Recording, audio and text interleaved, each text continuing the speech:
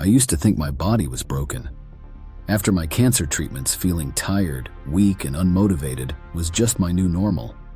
They told me, it's age, it's genetics, it's just how it goes. But they were wrong. What broke wasn't my body. It was the belief system that trained me to ignore it. The truth is, what we call normal today is anything but.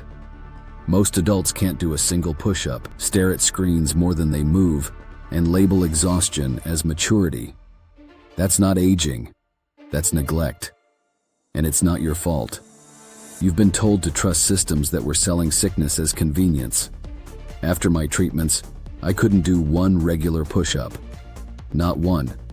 I started with wall push-ups, then incline push-ups, then knee push-ups. Some days were ugly, but every rep was a vote, not for perfection, but for possibility. Now, I can do 30 straight. Not because I'm superhuman, because I refuse to quit. And if I can rebuild from zero, so can you. Before 1950, heart disease was rare. Then came the industrial shift, when real fats were demonized and seed oils were sold as healthy. Ever since, our biology has been hijacked. You think you're getting older? You're being chemically slowed down. Mitochondria crash, metabolism drops, inflammation spikes, and then they sell you the next solution to a problem they created. This isn't conspiracy. It's chemistry. You've been eating foods that confuse your biology, not nourish it, but you can reverse it. So I started simple, reconnecting movement with meaning.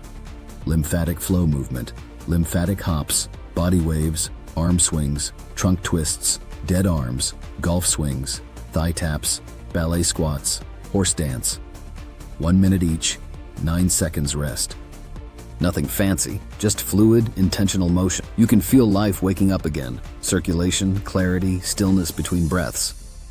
Then came restoration, functional movements, sitting deep squats, J-curl, toe touches, 90-90, hip rotations, child pose, cat stretches, hip thrusters, glute bridges, breathing, expanding again where fear once lived.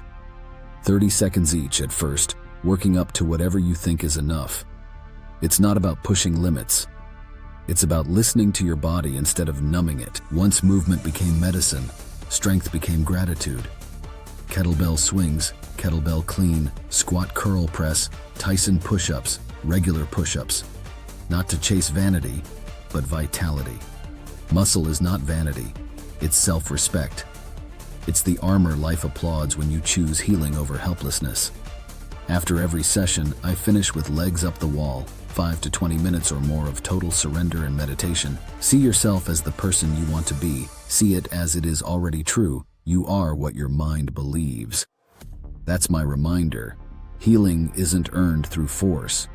It's allowed through presence. Some days I switch it up. Bike rides, golf, chair workouts, swimming. Movement that feels like living, not punishment.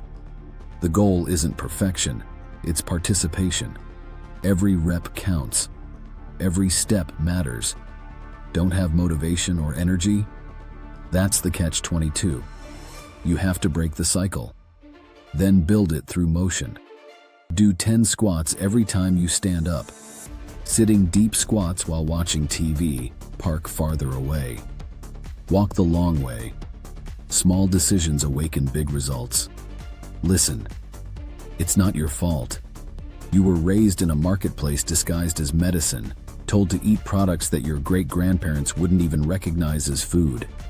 But the moment you open your eyes, you reclaim your agency. You are not fragile. You are not too old. You are not broken. You've just been disconnected, and reconnecting starts with one decision: move again, think again, live again. You have one body. Treat it that way. Don't outsource your health to the same voices that profit from your fatigue. Be the proof that discipline is freedom. Never give up. Because freedom isn't found in a pill or a product. It's found in your next rep. Open your eyes. Move your body. Be free.